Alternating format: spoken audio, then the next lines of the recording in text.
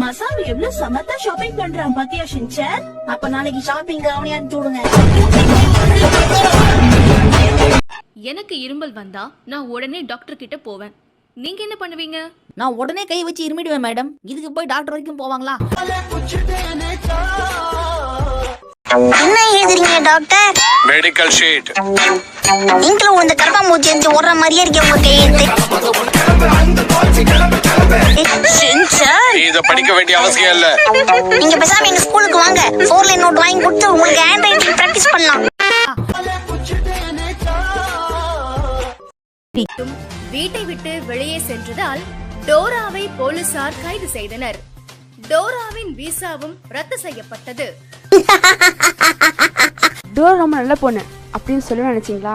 புடிங்க சார், அவளை இப்படி ஜெயில போடுங்க. பின்னாடியே காட்டு வச்சுக்கிட்டு அந்த காடு உங்களுக்கு தெரியுதான்னு வேற கேக்குறான். ஏன் அவளுக்கு கண்ணு தெரியாது? டோரா ரொம்ப பாவம், அவளை விட்டுருங்க. A few moments later. Hello Shinchan. ஏய் சுட்கி, நீயா? என்னாச்சு ஷின்சான்? ரொம்ப சந்தோஷமா இருக்க? ஏய் உனக்கு ஒரு நியூஸ் தெரியுமா? இந்த டோரா இல்ல டுபுக்கு, அது சொல்ல சொல்ல கேட்காம ஊர் சுத்த போய் அவளை போலீஸ் லபக்குன்னு புடிச்சு ஏதோ ஒரு பழைய பாட்டு போட்டு ஆட விட்டாங்களாம். இன்னொரு விஷயம் தெரியுமா சுட்கி? நான் காலையில பேங்க்குக்கு போயிருந்தேன்னா அங்கே பின்னாடி 4 பேர் மாஸ்க் போட்டு நின்னாங்க.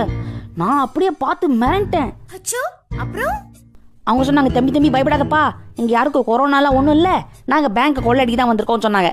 அப்பதான் என் மனசுக்கு ஒரு நிம்மதியாச்சு. சாமி, நான் பஸ்ல வந்துட்டு இருந்தேன்னா கண்டக்டர் வந்து டிக்கெட்னாரு. அதுக்கு நீ என்ன சொன்ன? நான் முன்னாடி எடுப்பாங்க சார்னேன். அங்கே யாரும் எடுக்கலையே அப்படின்னாரு. அப்ப பின்னாடி எடுப்பாங்க அப்படின்னேன்.